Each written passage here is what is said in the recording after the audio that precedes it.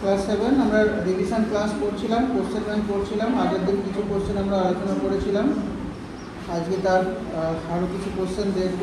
তোমরা তোমাদের মিলিয়ে নেবে তোমাদের প্রিপারেশন কেমন হয়েছে। আর যদি কোনো কোশ্চেনের উত্তর জানতে ইচ্ছা হয় বা না পেরে থাকো তাহলে আমাকে জিজ্ঞাসা করবে, আমি বলে দেবো। তবে শুরু করি। আচ্ছা, আমাদের পরীক্ষা কোন চ্যাপ্টারগুলো হবে আরেকবার বলে দিচ্ছি।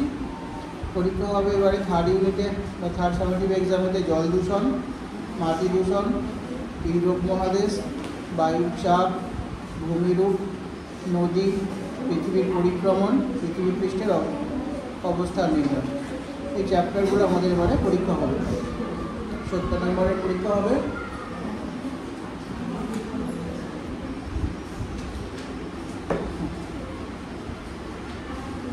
এখানে ভূমিরূপ থেকে একটা কোশ্চেন এসেছে, ভারতের একটা আগ্নেয়গিরির উদাহরণ দাও। কে বলবে ভারতের একটা আগ্নেয়গিরির নাম? ভারতের একটা আগ্নেয়গিরির নাম হলো, ব্যারেনও লিখতে পারো, নারকন্ডামও লিখতে পারো, যেটা খুশি, দুটোই হবে। সেখানে কোশ্চেন এসেছে একটা, ব্যারোমিটারকে পাহাড়ের ওপরে নিয়ে গেলে কি ঘটবে? তোমরা জানো ব্যারোমিটার কী কাজে ব্যবহার করা হয়। ব্যারোমিটার বায়ুর চাপ মাপতে ব্যবহার করা হয়। আর যত উপরের দিকে যাওয়া যায় বায়ুর চাপ তত কমতে থাকে। তাহলে ব্যারোমিটারকে যদি আমরা উপরের দিকে নিয়ে যাই কী দেখব? ব্যারোমিটারের রিডিং কমে যাবে, অর্থাৎ বায়ুর চাপ কমে যাবে, সেটা আমরা বুঝতে পারব।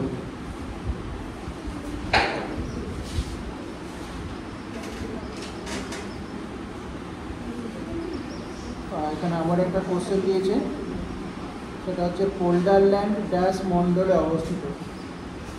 পৃথিবীকে যদি তাপমণ্ডলে ভাগ করা হয় তাহলে 3টে তাপমণ্ডলে ভাগ করা যায়। তোমরা পড়ে এসেছ কী কী 3টে তাপমণ্ডল? হিমমণ্ডল, নাতিশীতোষ্ণ মণ্ডল আর উষ্ণমণ্ডল। পোল্ডারল্যান্ডটা কোন মণ্ডলে আসবে? পোল্ডারল্যান্ড আসবে হিমমণ্ডল। আচ্ছা, ঠিক না ভুল বলবে। এখানে ঠিক ভুলের কোশ্চেন একটা আছে, গঙ্গা নদীর বদ্বীপ পৃথিবীর বৃহত্তম বদ্বীপ, ঠিক না ভুল? তোটা ঠিক হবে। গঙ্গা নদীর বদ্বীপটার নাম কি? সুন্দরবন, যেটা পৃথিবীর বৃহত্তম বদ্বীপ। সেখানে আরেকটা কোশ্চেন রয়েছে, হাজার হ্রদের দেশ কাকে বলা হয়? হাজার হ্রদের দেশ বলা হয় ফিনল্যান্ড। আচ্ছা, ভূমিরূপ থেকে এখানে কোশ্চেন এসেছে, মানব জীবনে মালভূমির প্রভাব লেখো। মালভূমি আমাদের কী কাজে লাগে বা কীভাবে কী উপকার করে বা কী সমস্যার সৃষ্টি করে সেগুলো এখানে লিখতে হবে। ভূমিরূপ চ্যাপ্টার কোশ্চেন পড়ানো হয়েছিল, 2-3টা আমি বলে দিচ্ছি।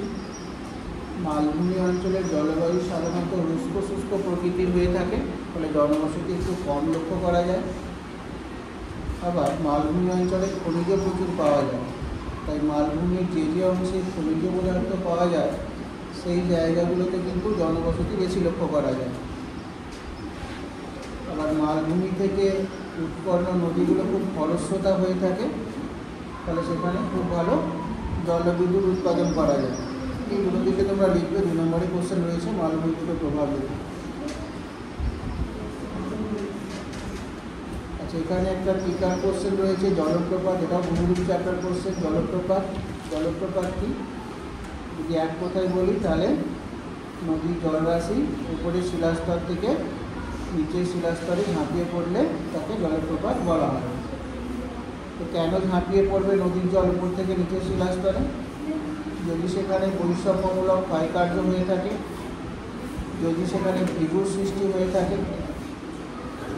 যদি সেখানে ঝুলন্ত উপত্যকা থাকে, যদি সেখানে নদী পুনর্যৌবন লাভ করে, ইত্যাদি কারণে ভূমির ঢালের পার্থক্যের সৃষ্টি হয় এবং সেখানে জলপ্রপাতের সৃষ্টি হয়। আর জলপ্রপাতের জল যেখানে আসলে পড়ে সেখানে একটা গর্তের সৃষ্টি হয়। তোমরা জানো সেই গর্তকে আমরা বলে থাকি প্রপাতকূপ বা প্লাঞ্চ পুল। সেখানে কোশ্চেন এসেছে, আগ্নেয়শিলা আর পাললিক শিলার পার্থক্য। কী কী পার্থক্য দেখতে পাবো আগ্নেয়শিলা আর পাললিক শিলা? পাললিক শিলায় আমরা স্তর দেখতে পাবো, যেটা আগ্নেয়শিলায় থাকবে না, একটা পার্থক্য হলো। পাললিক শিলায় জীবাশ্ম দেখতে পাবো, যেটা আগ্নেয়শিলায় থাকবে না। পাললিক শিলা একটু হালকা হবে, ফলে সহজে ক্ষয় পাবে বা নরম প্রকৃতির। ঠিক এর উল্টোটা, আগ্নেয় শিলা একটু কঠিন, সহজে ক্ষয় পায় না, একটু ভারী প্রকৃতির। বোঝা গেল? এই পার্থক্যগুলো তোমরা লিখতে পারো। এখানে কোশ্চেন এসেছে লোয়ের সমভূমি কি? আমরা জানি যে মরু অঞ্চলগুলোতে সাধারণত প্রবল বায়ু প্রবাহের ফলে সেখানকার বালি উড়ে গিয়ে অন্য কোনো স্থানে সঞ্চিত হয়ে সমভূমি সৃষ্টি করে, তখন সেই সমভূমিটাকে আমরা লোয়ের সমভূমি বলে থাকি। উদাহরণ যদি দিয়ে একটা লোয়ের সমভূমির উদাহরণ দাও। হ্যাঁ, চীনের হোয়াং অববাহিকায় লোয়ের সমভূমি সৃষ্টি হয়েছে। বালিটা কোথা থেকে এসেছে? মধ্য এশিয়ার গোবি মরুভূমি থেকে। তাহলে কোশ্চেন আছে যে ইউরোপের বৃহত্তম হ্রদের নাম লেখো। কী নাম ইউরোপের বৃহত্তম হ্রদের নাম? ল্যাডোগা বা লাদোগা, ইউরোপের বৃহত্তম হ্রদের নাম।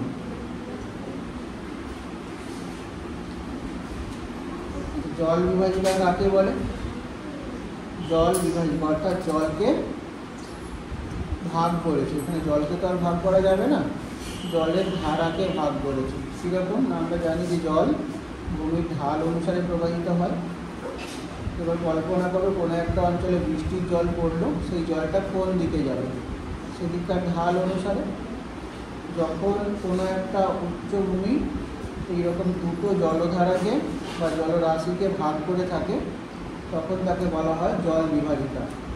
কোনো উচ্চভূমি পূজা বসাল বললে দুটো নদীকে বা দুটো নদী গোষ্ঠীকে যখন পৃথক করে রাখে, তখন সেই নদী গোষ্ঠীকে তখন সেই উচ্চভূমিটাকে বলা হয় জল বিভাজিকা। উদাহরণ দাও একটা জল বিভাজিকার।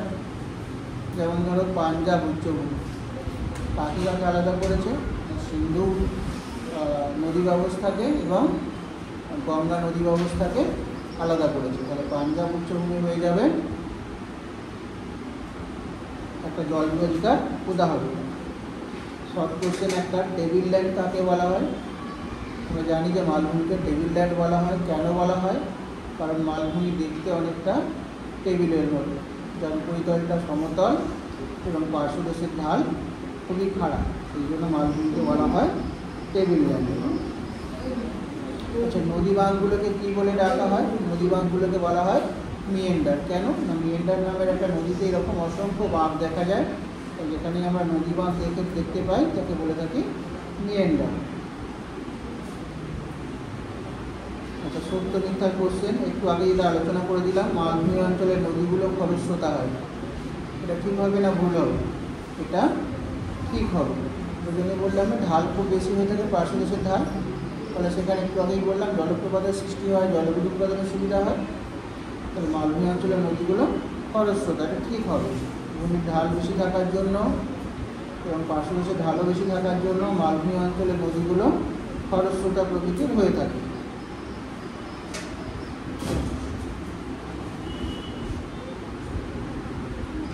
আচ্ছা, মানব জীবনে নদীর 4টি প্রভাব লেখো। নদী আমাদের কী উপকারে লাগে? 4টে প্রভাব লিখতে বলেছে। কী লিখব?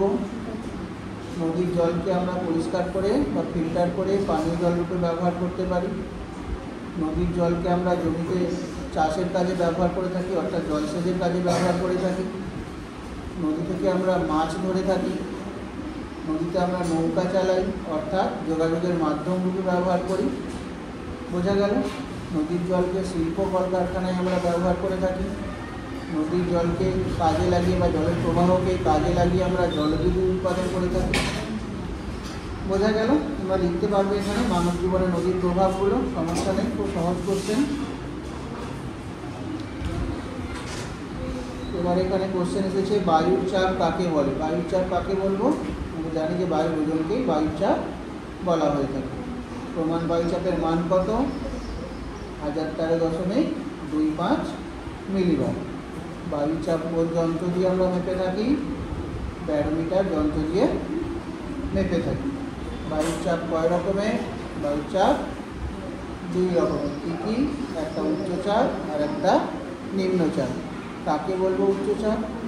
যখন বায়ুর চাপ 1013.25 মিলিবারের বেশি হয়ে যাবে তখন তাকে বলবো উচ্চচাপ, আর যখন কম হবে তখন তাকে বলবো নিম্নচাপ। আর একই রকম চাপযুক্ত স্থানগুলোকে যে রেখা দিয়ে যোগ করি তাকে বলা হয় সমচাপ রেখা। তাহলে অনেকগুলো অ্যাসোসিয়েট কোশ্চেন বলে দিলাম। এখানে কোশ্চেন এসেছে, এটা সমচাপ রেখা কাকে বলে, এর দুটি বৈশিষ্ট্য লেখো। তাহলে কাকে বলবো সমচাপ রেখা? একই রকম বায়ুচাপযুক্ত স্থানগুলোকে যে রেখা দিয়ে যোগ করা হয়ে থাকে তাকে সমচাপ রেখা বলা হয়। কী বৈশিষ্ট্য লিখব? সমচাপ রেখাগুলো যদি দূরে দূরে অবস্থান করে তাহলে মোটামুটিভাবে একটা শান্ত অবস্থা বিরাজ করে, অর্থাৎ বায়ুচাপের পার্থক্য খুব বেশি হয় না। কিন্তু যখন কাছাকাছি অবস্থান করে তখন বায়ুচাপের পার্থক্য বেশি হয়ে থাকে। পৃথিবীর নিরিখে যদি দেখি তাহলে সমচাপ রেখাগুলো সাধারণভাবে অক্ষরেখাকে অনুসরণ করে। আর কি লিখতে পারবো? যেখানে স্থলভাগ আর জলভাগ মিলিত হয়েছে সেই জায়গায় সমচাপ রেখাগুলো কিছুটা বেঁকে যায়, অর্থাৎ জলভাগ এবং স্থলভাগের মিলনস্থলে সমচাপ রেখা কিছুটা বেঁকে যায়। বোঝা গেল? একটা ছোট অঞ্চলের ক্ষেত্রে অনেক সময় সমচাপ রেখাগুলো বৃত্তরূপে বা বৃত্তচাপ রূপে অবস্থান করে, তাকে বলা হয় বায়ুর চাপ কক্ষ। বোঝা গেল? এটা ছোট অঞ্চলের ক্ষেত্রেই দেখা যায়। যখন বায়ুর চাপ বা সমচাপ রেখা বৃত্তাকারে অবস্থান করে তখন তাকে বলা হয় বায়ুর চাপ কক্ষ। আর আমরা জানি উচ্চচাপ অঞ্চলকে ইংরাজির বড় হাতের এইচ দিয়ে আর নিম্নচাপ অঞ্চলকে ইংরাজির বড় হাতের এল অক্ষর দিয়ে দেখানো হয়। বোঝা গেল? আচ্ছা, এখানে জানতে চেয়েছে ইউরোপের সর্বোচ্চ শৃঙ্গের নাম কি? ইউরোপের সর্বোচ্চ শৃঙ্গের নাম হবে, বলো ইউরোপের শৃঙ্গের নাম কি? Mount Elbrus. ইউরোপের সর্বোচ্চ শৃঙ্গের নাম মাউন্ট এলব্রুজ। পৃথিবীর ছাদ কাকে বলে? এটা ভূমিরূপ কোশ্চেন থেকে এসেছে। আমরা জানি যে পামির মালভূমিকে পৃথিবীর ছাদ বলা হয়ে থাকে। আদিশিলা কাকে বলে? এটাও তোমরা জানো। পৃথিবীর সৃষ্টির সময় সবার আগে সৃষ্টি হয়েছিল আগ্নেয়শিলা, তাই আগ্নেয়শিলাকে বলা হয় আদিশিলা বা প্রাথমিক শিলা। হলো? আচ্ছা, তাজমহল তৈরিতে কোন ধরনের শিলা ব্যবহার করা হয়েছে? এটা খুব সহজ কোশ্চেন, তোমরা জানো। তাজমহল তৈরি হয়েছে মার্বেল পাথর দিয়ে। ইউরোপের সরলবর্গীয় অরণ্যকে আমরা কি বলে থাকি? ইউরোপের সরলবর্গীয় অরণ্যকে আমরা তৈগা বলে থাকি। আচ্ছা, ফ্লোরোসিস রোগ, এটা দূষণ থেকে কোশ্চেন এসেছে একটা। ফ্লোরোসিস রোগ কার দ্বারা ঘটে? যদি জল ফ্লোরাইড দ্বারা দূষিত হয়ে পড়ে এবং সেই দূষিত জল ব্যবহার করা হয় তাহলে ফ্লোরোসিস রোগ হবে, অর্থাৎ ফ্লোরাইড দূষণ থেকে ফ্লোরোসিস রোগ হয়। এখান থেকে আরও দুটো অ্যাসোসিয়েট কোশ্চেন আছে। মিনমাটা পারদ দূষণের ফলে, আর্সেনিক দূষণের ফলে ব্ল্যাক ফুড রোগ, আর ক্যাডমিয়াম দূষণের ফলে ইটাই রোগ। সব কটাই বলে দিলাম।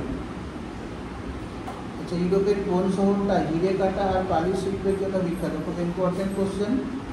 এটা হচ্ছে আমস্টারডাম। আমস্টারডাম শহরটা হিরে কাটা আর পালিশ শিল্পের জন্য বিখ্যাত। আমস্টারডাম হলো হল্যান্ড বা নেদারল্যান্ড বলে যে দেশটা রয়েছে তার রাজধানী।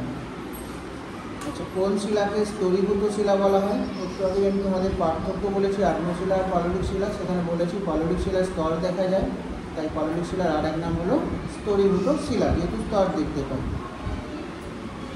হলো?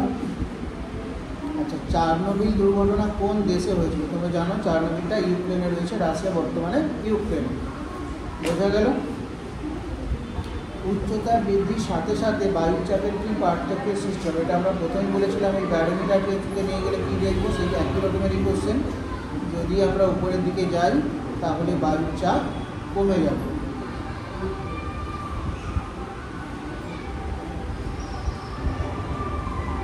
এখানে একটা কোশ্চেন এসেছে শিলাচক্র কি? টিকা থেকে কোশ্চেন এসেছে শিলাচক্র কি? শিলাচক্রটা কীরকম? পৃথিবী প্রথম অবস্থায় উত্তপ্ত তরল অবস্থায় গলিত অবস্থায় ছিল, তারপর ধীরে ধীরে তাপ বিকিরণ করে কঠিন হয়েছে। এই কঠিন হওয়ার সময় প্রথমে আগ্নেয়শিলার সৃষ্টি হয়েছে, তারপরে আগ্নেয়শিলা হয়ে গিয়ে সেই ক্ষয়ীভূত পদার্থ সমুদ্রের তলদেশে জমতে জমতে আবার চাপের ফলে শিলায় পরিণত হয়েছে, যেটা হলো পাললিক শিলা। এবার আগ্নেয় আর পাললিক শিলা চাপ, তাপ, রাসায়নিক বিক্রিয়া ইত্যাদির ফলে পরিবর্তিত হয়ে রূপান্তরিত শিলায় পরিণত হয়েছে। অর্থাৎ এই প্রক্রিয়াটা একটা চক্রাকারে চলতে থাকে। যদি এক লাইনে বলি, আগ্নেয় শিলা, পাললিক শিলা এবং রূপান্তরিত শিলা চক্রাকারে নিজেদের মধ্যে রূপ পরিবর্তন করে। এই প্রক্রিয়াটাই হলো শিলাচক্র লিখতে পারবে তোমরা, এগুলো অনেকবার আলোচনা করা হয়েছে। আচ্ছা, লন্ডনকে পুনরপ্তানি বন্দর বলা হয় কেন? কারণ ইউরোপ বা আফ্রিকার বিভিন্ন দেশ থেকে মালপত্র প্রথমে কিনে নিয়ে এসে লন্ডন বন্দরে গুদামজাত করা হয়, অর্থাৎ ওখানে রাখা হবে, স্টোর করা হবে। তারপর আবার চাহিদা বুঝে যে দেশে দরকার সেই দেশে আবার রপ্তানি করা হয়ে থাকে, অর্থাৎ একবার আমদানি করা হলো আবার একবার রপ্তানি করা হলো। এই জন্যই লন্ডন হচ্ছে পুনঃরপ্তানি বন্দর। বোঝা গেল? লন্ডনকে আমরা এখানে কোশ্চেন এসেছে মাটি দূষণের দুটি কারণ লেখো, জল দূষণের দুটি কারণ লেখো। জল কেন দূষিত হবে, কীভাবে দূষিত হবে, যে কোনো দুটি কারণ লিখলেই হবে। জলে যদি জামা কাপড় কাচা হয়ে থাকে, মানুষের গা ধোয়ানো হয়, তাহলে জলটা নোংরা হবে। ঘরের যে সমস্ত আবর্জনা, যেমন ধরো খাবার পরে যে ভাত রয়ে গেল বা তরকারি রয়ে গেল, এই সমস্ত যদি আমরা পুকুরে ফেলে থাকি থালা বাসন ধোয়ার সময়, তাহলেও জলটা নোংরা হতে পারে। জামা কাপড় কাচলে নোংরা হতে পারে। কৃষিক্ষেত্র থেকে যে সমস্ত সার ওষুধ দেওয়া হয় জমিতে, সেগুলো ধুয়ে যদি কোনো জলে পড়ে তাহলে জলটা দূষিত হতে পারে। শিল্প কলকারখানার যে সমস্ত আবর্জনা, সেগুলো যদি কোনো জলে মিশে তাহলে জল দূষিত হবে। এগুলো লিখতে পারবে, খুব সহজ কোশ্চেন। ইউট্রোফিকেশান কি? এটাও জল দূষণ থেকে এসে। তোমরা জানো যে জলে যদি উদ্ভিদ পুষ্টিমূলের পরিমাণ বেশি হয়ে যায়, তাহলে প্রথম ক্ষেত্রে জলে প্রচুর আগাছা জন্মাবে। যদি জলজ উদ্ভিদ বেড়ে যায়, তাহলে জলে প্রথম অবস্থায় অক্সিজেনের পরিমাণ কমে যাবে এবং জলজ প্রাণীগুলো মারা যাবে। জলজ প্রাণীও যদি মারা যায়, জলে কার্বন ডাইঅক্সাইডের পরিমাণও কমে যাবে এবং তারপরে জলজ উদ্ভিদগুলোও মারা যাবে। অর্থাৎ একটা জল, এখানে সমস্ত রকমের জীব মারা যাবে। জলাশয়টা বদ্ধ এবং আবদ্ধ হয়ে পড়বে, যেটা ব্যবহারের অযোগ্য হয়ে পড়বে। এই পরিস্থিতিটাই হচ্ছে ইউট্রোফিকেশান। বোঝা গেল? কীভাবে ঘটে? মূলত এটা কৃষি জমির আশেপাশে যে সমস্ত পুকুর বা ডোবা থাকে, সেগুলোতে এগুলো বেশি বোঝা যায়। এই সার ওষুধগুলো ধুয়ে সেই পুকুরে বা সেই জলে এসে যায়, ফলে সেখানে প্রচুর আগাছা জন্মায়। সেগুলো তোমরা দেখতে পাবে, আশেপাশের এলাকায় দেখেও ওগুলো দেখতে পাবে, বুঝতেও পারবে। আচ্ছা, পাললিক শিলা কীভাবে সৃষ্টি হয়? কোশ্চেনটা তোমাদের সিলেবাসে নেই, তবুও বলে দিই। পাললিক শিলা দুটো উপায়ে সৃষ্টি হয়, একটা সংঘাত, একটা অসংঘাত। বা পাললিক শিলা শ্রেণীবিভাগে যদি যাই, সংঘাত আর অসংঘাত। এখানে সংঘাতটাই মূলত লিখবে তোমরা। সংঘাত মানে হচ্ছে সংঘর্ষ, অর্থাৎ শিলা মূলত আগ্নেয়শিলা এবং রূপান্তরিত শিলা বিভিন্ন প্রাকৃতিক কারণে চূর্ণ বিচূর্ণ হয়ে যাবে। সেগুলো প্রাকৃতিক শক্তির দ্বারা পরিবাহিত হয়ে সাগরে সমুদ্রে জমা হতে থাকবে, কোনো অগভীর সমুদ্রে জমা হতে থাকবে। তারপর সেগুলো একসময় চাপে তাপে শিলায় পরিণত হবে। সেটাই হচ্ছে সংঘাত পাললিক শিলা, বা এইভাবেই পাললিক শিলা সৃষ্টি হয়। অথবা লিখতে পারো সমুদ্রের তলদেশে স্তরে স্তরে পলি জমে একটা সময় শিলাস্তরের ব্যাপক চাপ, পলিস্তরের ব্যাপক চাপে জমাট বেঁধে পাললিক শিলার সৃষ্টি হয়। যেটা তোমাদের সুবিধা হয় সেটা লেখো, দুটোই প্রায় একই রকম, অসুবিধা নেই। আচ্ছা, একটা রূপান্তরিত শিলার উদাহরণ দাও। এগুলো একদম সহজ কোশ্চেন। রূপান্তরিত শিলার উদাহরণ দিয়ে দাও। চুনাপাথর পরিবর্তিত হয়ে মার্বেলে পরিণত হয়। বা তোমরা যে স্লেটটাতে লিখেছো ছোটোবেলায়, সেটাও একটা রূপান্তরিত শিলা, স্লেট, সেটাও হবে। কাদা পাথর থেকে স্লেটে পরিণত হবে। বোঝা গেল? আচ্ছা, এবার এখানে কোশ্চেন দেখতে পাচ্ছি আমরা, জল দূষণ আটকাবো কী করে?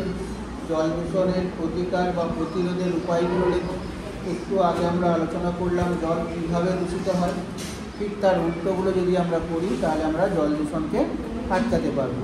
অর্থাৎ যদি জলে কোনো নোংরা আবর্জনা না ফেলি, জামা কাপড় না কেচে থাকি, থালা বাসন না ধুয়ে থাকি, গরু মোষ যদি সেখানে না ধোয়ানো হয়, কৃষিক্ষেত্রে সার ওষুধ মেশা জল যাতে অন্য কোনো জলে না মিশে, শিল্প কলকারখানার নোংরা আবর্জনা যাতে কোনো জলে না মিশে, যদি আমরা এগুলো করতে পারি তাহলে জল দূষণকে আমরা আটকাতে পারবো।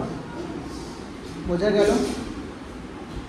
আচ্ছা, এখানে জানতে চেয়েছে পৃথিবীর একক দীর্ঘতম নদীর নাম কি? সোজা কোথায় আরও সহজভাবে বলতে পারতো, পৃথিবীর দীর্ঘতম নদীর নাম কি? নদী চ্যাপ্টার থেকে কোশ্চেনটা এসেছে। পৃথিবীর দীর্ঘতম নদীর নাম হচ্ছে নীল নদ। আর বৃহত্তম নদী যদি আসে তাহলে উত্তর হবে অ্যামাজন বা আমাজন। ভারতের দীর্ঘতম, বৃহত্তম, প্রধান নদী সবকটাই এক, তোমরা জানো, এটা গঙ্গা নদী। সেখানে কোশ্চেন এসেছে ভূগোলের কল্পিত অক্ষরেখাগুলির পরিধি মেরুর দিকে ক্রমশ হ্রাস পায় বৃদ্ধি পায় একই থাকে, কী হবে? আমরা জানি যত অক্ষরেখা আছে তার মধ্যে নিরক্ষরেখার পরিধি সব থেকে বেশি, তাই নিরক্ষরেখাকে আমরা মহাবৃত্ত বলে থাকি। আর নিরক্ষরেখা থেকে যত আমরা উত্তর বা দক্ষিণ দিকে যেতে থাকি তত পরিধি ক্রমশ কমতে থাকে। তাহলে যত আমরা মেরুর দিকে যাব পরিধি ততই হ্রাস পাবে। বোঝা গেল? এখানে কোশ্চেন এসেছে পারদ দূষণে কোন রোগের সৃষ্টি হয়। একটু আগে আমি তোমাদের জল দূষণের সঙ্গে সম্পর্কিত রোগের নাম বলে দিয়েছি। পারদ দূষণের ফলে, পারদ দ্বারা জল দূষণের ফলে যে রোগটা হয় তার নাম মিনমাটা। রিপিট কোশ্চেন, এটা কালকে করেছি, কালকে পরশুদিন আলোচনা করেছিলাম। হাজার হাজার দেশ কাকে বলে? উত্তর হবে ফিনল্যান্ড। একটা ভালো কোশ্চেন একটা রয়েছে এখানে, যে অনেকগুলো পর্বত গ্রন্থি যদি কোনো একটি জায়গায় মিলিত হয় তাহলে তাকে কি বলবো? সেই জায়গাটাকে বলা হয় পর্বত গ্রন্থি। উদাহরণ যদি দিই আমরা, তাহলে হবে পামির হবে, আর্মেনীয় হবে। আর্মেনীয় মালভূমি, পামির মালভূমি হচ্ছে পর্বত গ্রন্থির উদাহরণ। এই দুটি জায়গা থেকে অনেকগুলি পর্বত বা বিভিন্ন পর্বত বিভিন্ন দিকে প্রসারিত হয়েছে। বোঝা গেল? আচ্ছা, এখানে জানতে চেয়েছে ভঙ্গিল পর্বত সৃষ্টির একটি কারণ বলো। দেখো, ভঙ্গিল পর্বত সৃষ্টির জন্য দুটো তত্ত্ব মূলত প্রচলিত আছে। একটা হচ্ছে মহীখাত তত্ত্ব আর একটা হচ্ছে পাঁচ সংস্থান তত্ত্ব। এখানে তোমরা দুটোই লিখতে পারো, ভঙ্গিল পর্বত সৃষ্টির কারণ হিসাবে দুটো তত্ত্বকে লিখতে পারো। তবে আধুনিক তত্ত্ব হিসাবে পাক সঞ্চালন তত্ত্বের গুরুত্ব অনেকটা বেশি। অর্থাৎ দুটো পাক যদি পরস্পরের দিকে এগিয়ে আসে, ধাক্কা খায়, তাদের মধ্যবর্তী অংশটা উপরের দিকে উঠে গিয়ে পর্বতের সৃষ্টি করবে, মাঝকে ভঙ্গিল পর্বতের সৃষ্টি করবে। বোঝা গেল? আচ্ছা, একটা সত্য মিথ্যার কোশ্চেন। আরাবল্লী একটি প্রাচীন ভঙ্গিল পর্বত, কী হবে, সত্য না মিথ্যা? হ্যাঁ, আরাবল্লী একটি প্রাচীন ভঙ্গিল পর্বত, যেটা বর্তমানে ক্ষয় পেয়ে ক্ষয়জাত পর্বতে পরিণত হয়েছে। তাহলে বর্তমানে বললে ক্ষয়জাত পর্বত, আর যদি প্রাচীনের কালে জানতে চায় তাহলে সেটা হবে ভঙ্গিল পর্বত। বোঝা গেল? এবার এখানে কোশ্চেন রয়েছে একটা, ভারতের প্রমাণ দ্রাঘিমার মান কত? ভারতের প্রমাণ দ্রাঘিমার মান হচ্ছে 82.5 ডিগ্রি পূর্ব, যেটা এলাহাবাদ, যার বর্তমান নাম প্রয়াগরাজ, সেই শহরের উপর দিয়ে কল্পনা করা হয়েছে। ভারতের একটা স্তূপ পর্বতের নাম লেখো। ভারতের স্তূপ পর্বতের নাম আমরা পড়ে এসেছি ভূমিরূপ পড়ার সময়। কী কী? একটা হচ্ছে বিন্ধ্য আর একটা সাতপুরা। হলো?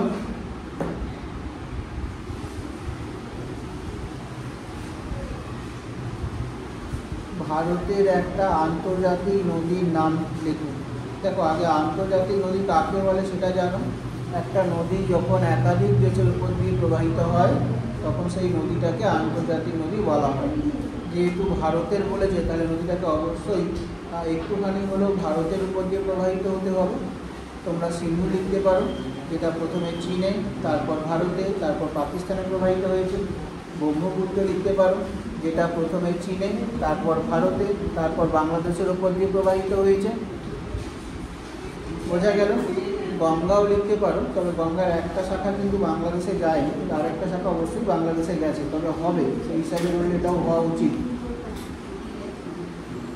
আচ্ছা, নদীর শক্তি নির্ভর করে কোন কোন বিষয়ের উপর? একটা নদী কতটা ক্ষয় করবে, নাকি সঞ্চয় করবে, নাকি বহন করবে, যেটা তার শক্তির উপর নির্ভর করে। সেই শক্তিটাই আবার কোন বিষয়ের উপর নির্ভর করবে?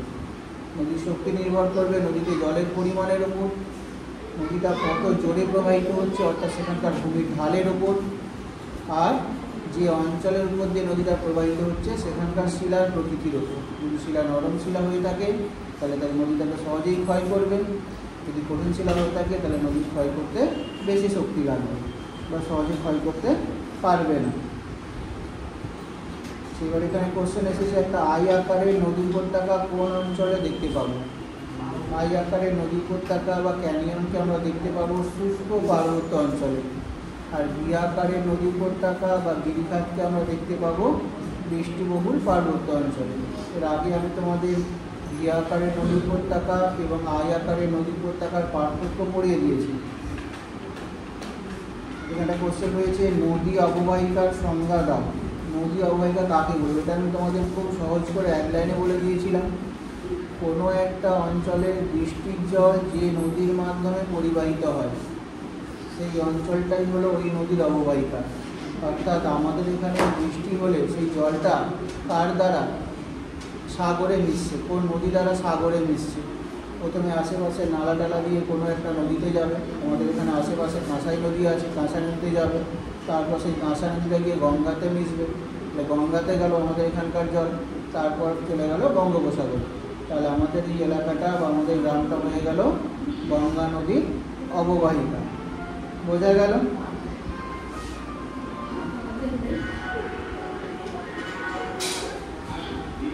আচ্ছা, একটা আদর্শ নদীর উদাহরণ দাও এবং তার 3টে কাজ কী?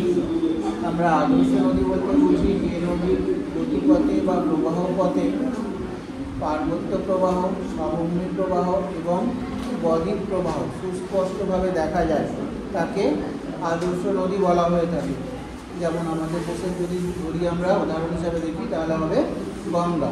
তাহলে একটা আদর্শ নদী দেখলাম যে নদীর 3টে প্রবাহই থাকবে। এবার 3টে প্রবাহে নদী কী কী কাজ করে সেটাও লিখে দিতে হবে।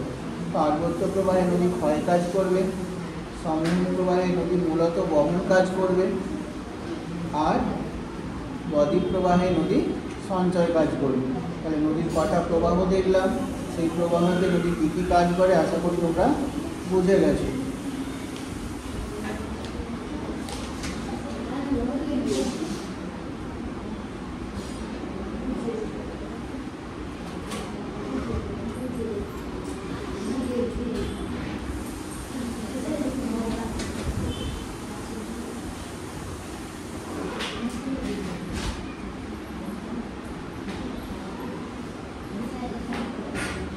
এখানে জানতে চেয়েছে পোল্ডার ভূমি কি।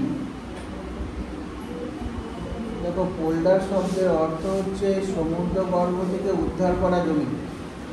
আমরা জানি যে হল্যান্ড বা নেদারল্যান্ড বলে যে দেশটা আছে তার উত্তর দিকে উত্তর সাগর থেকে ভূমি উদ্ধার করা হয়েছে। বাঁধ দিয়ে কাদা মিশ্রিত জল ফেলে শুকিয়ে গেলে পরিষ্কার জলকে আবার বার করে দিয়ে এই ভূমিটাকে সমুদ্র গর্ভ থেকে উদ্ধার করা হয়েছে। তাহলে পোল্ডার ভূমি কি? যদি এক কথায় লিখি, কী লিখবে? হল্যান্ডের উত্তর দিকে সমুদ্র গর্ভ থেকে যে জমিকে উদ্ধার করা হয়েছে তাকেই পোল্ডার ভূমি বলা হয়ে থাকে। একটা পুনঃরপ্তানি বন্দরের উদাহরণ দাও। একটু আগেই বলেছি লন্ডন একটা পুনঃরপ্তানি বন্দর। টেবিল ল্যান্ড কাকে বলা হয়? একই রকমেরই কোশ্চেন ঘুরে ফিরে আসছে। টেবিল ল্যান্ড বলা হয় মালভূমিকে। বায়ুর চাপ সর্বোচ্চ সমান হয় না কেন? কারণ বায়ুচাপের পার্থক্যের কারণগুলো তোমরা জানো। কী কী কারণে পৃথিবীর সব জায়গায় বায়ুর চাপ সমান হয় না? কারণগুলো কী কী? উষ্ণতা, জলীয় বাষ্পের পরিমাণ, ভূমির উচ্চতা, পৃথিবীর পরিক্রমণ গতির প্রভাব। পৃথিবীর সব জায়গায় সমান নয়। সব জায়গায় সমান না হওয়ার জন্য চাপটাও, বায়ুর চাপটাও সব জায়গায় সমান হয় না। ক্লিয়ার হলো? আচ্ছা, বিশ্বের শ্রেষ্ঠ আন্তর্জাতিক নদীর নাম লেখো। বিশ্বের কোশ্চেনটা খুব ভালো করে বুঝে রাখো, একটাই নদী হবে, বিকল্প কিছু ভাবতে যেও না। পৃথিবীর শ্রেষ্ঠ আন্তর্জাতিক নদী হচ্ছে দানিউব। কোন দেশকে মৎস্যজীবীর দেশ বলা হয়? ইউরোপ থেকেই কোশ্চেন আসছে। মৎস্যজীবীর দেশ বলা হয় নরওয়েকে। রুর অঞ্চলের প্রধান খনিজ সম্পদের নাম কি? রুর অঞ্চলের প্রধান খনিজ সম্পদের নাম হলো কয়লা। রুর অঞ্চলের প্রধান খনিজ সম্পদ হলো কয়লা। আর যদি প্রধান শিল্প জানতে চায় তাহলে লিখবে লৌহ ইস্পাত শিল্প। রিপিট কোশ্চেন, ব্ল্যাকফুট ব্যাধি বা রোগ কার দ্বারা ঘটে? উত্তর লিখবে কি? আর্সেনিক দ্বারা যদি জল দূষিত হয়, সেই দূষিত জল ব্যবহারের ফলে ব্ল্যাকফুট রোগ হয়ে থাকে।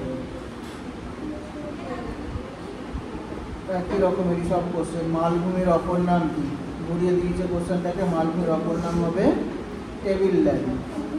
হিমালয় কি জাতীয় পর্বত? হিমালয় একটা নবীন ভঙ্গির পর্বত। মধ্যরাত্রি সূর্যের দেশ কাকে বলে? কি লিখবে উত্তর?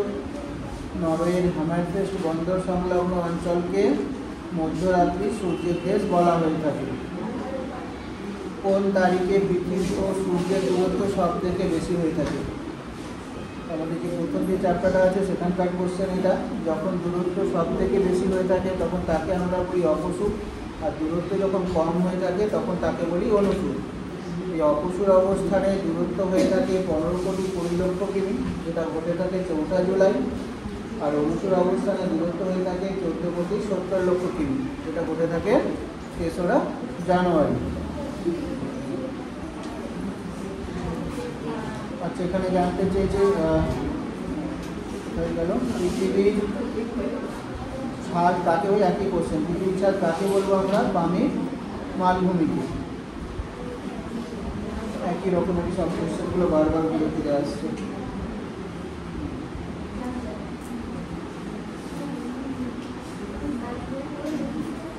আচ্ছা, আবার ইউরোপ থেকে একটা কোশ্চেন এসেছে, ট্রাক ফার্মিং কি?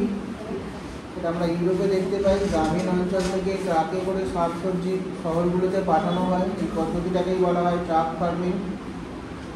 অর্থাৎ শহরের চাহিদা পূরণ করার জন্য গ্রামীণ অঞ্চল থেকে ট্রাকে করে শাকসবজি পাঠানোর যে পদ্ধতি সেটাই হচ্ছে ট্রাক ফার্মিং। ক্যানিয়ন কি লিখব? শুষ্ক পার্বত্য অঞ্চলে নদী দ্বারা শুধুমাত্র নিম্নক্ষয়ের ফলেই নদীপত্তাকাটি আই অক্ষরের মতো দেখতে হয়, একে বলা হয়ে থাকে ক্যানিয়ন। ক্যারাভান কি? ক্যারাভান হচ্ছে মরু অঞ্চলে যে উট চলার পথ, তাকেই বলা হয় ক্যারাভান।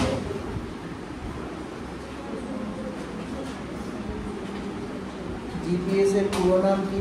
জিপিএস এর পুরো নাম হচ্ছে গ্লোবাল পজিশনিং সিস্টেম। লন্ডন শহরটা কোন নদীর তীরে আছে? লন্ডন টেমস নদীর তীরে।